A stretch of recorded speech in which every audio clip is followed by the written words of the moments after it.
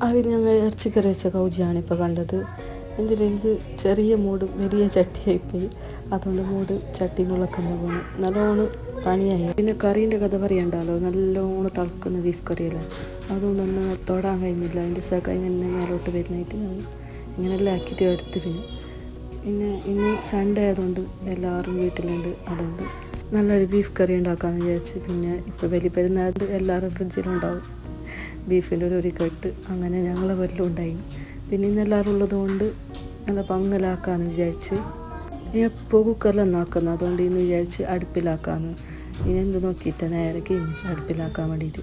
ഇനി സത്യം പറഞ്ഞെങ്കിൽ ഞാനും ഉണ്ടാക്കിയതുകൊണ്ട് പറയുന്നല്ല, നല്ല ടേസ്റ്റ് ഉണ്ടായി. എന്തെങ്കിലും ഇത്ര ദിവസം കുക്കറിൽ വെച്ച് ഞമ്മ കഴിച്ചത്, ഇന്ന് അടുപ്പിൽ വെച്ചിട്ട് കഴിച്ചതല്ല, അതുകൊണ്ട് ഇനി വേറെ നല്ലൊരു ടേസ്റ്റ് ഉണ്ടായിന്. ഈ പപ്പങ്കായി എത്ര മാസമായോ ഇങ്ങനെ പൊക്കാണ്ട്, ഇതിന് എപ്പോൾ പൊക്കുണ്ട്.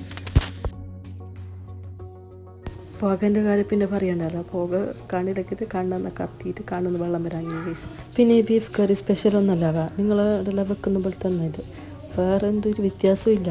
പിന്നെ ഞാൻ ഉണ്ടാക്കുന്നത് എങ്ങനെയെന്ന് ഞങ്ങൾ കാണിച്ചത് മാത്രം.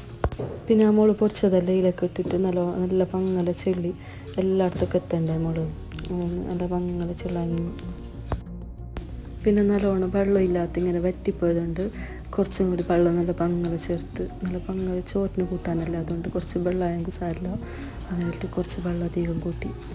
പിന്നെ കുറച്ച് കുരുമുളക് പൊടിയെല്ലാം ഇട്ട്. അപ്പോൾ നമ്മൾ മൂടി അങ്ങനെ ആയതുകൊണ്ട് തന്നെ നമ്മൾ വേറെ മൂടിയെല്ലാം ആക്കിയവാ. പിന്നെ ഇറച്ചിക്കറി മാത്രം പാങ്ങില്ലല്ലോ, അങ്ങനെ കുറച്ച് കച്ചമ്പറാക്കാമെന്ന് വിചാരിച്ച്. കക്കി ഉണ്ടായിന്, അങ്ങനെ കുറച്ച് കച്ചമ്പറെല്ലാം ആക്കി.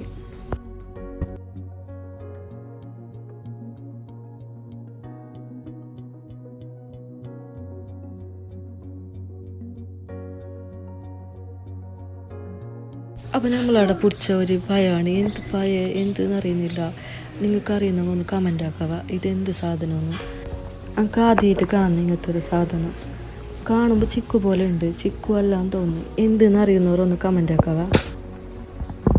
ഇടയില്ലെങ്കിൽ നല്ല മഴ, നല്ല ചൂട് ചോറ്, നല്ല ചൂട് ബീഫ് കറി.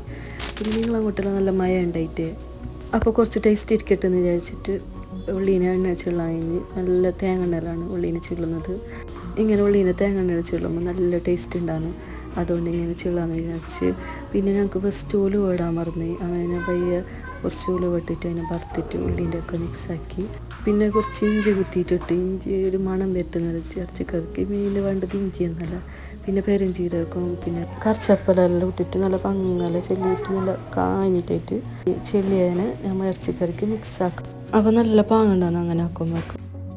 പിള്ളേർക്കെല്ലാം നല്ലോണം പൈച്ച് മയ്യല്ലേ, അങ്ങനെ പിള്ളേർ ഇങ്ങനെ തിരക്കാക്കുന്നുണ്ടെങ്കിൽ ചോറായോ താത്തായിട്ട് അങ്ങനെ പിയോ ഇതാക്കിയിട്ട് കുറച്ച് ഡെക്കറേഷന് വേണ്ടിയിട്ട് 2 കറിച്ചപ്പലെല്ലാം ഇട്ട്.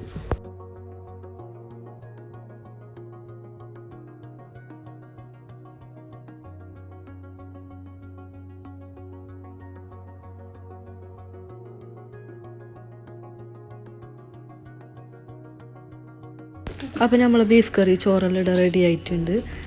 പിന്നെ ഈ കറി കണ്ടിട്ട് സഹിക്കുന്നില്ല, ബേച്ചിറാന്ന് വിചാരിക്കുന്നു. അപ്പോൾ ഞാൻ ബേച്ചിട്ട് വരുന്നവാ. എൻ്റെ വീഡിയോ ഇഷ്ടപ്പെട്ടാൽ ലൈക്ക് ചെയ്യുക. Okay, bye.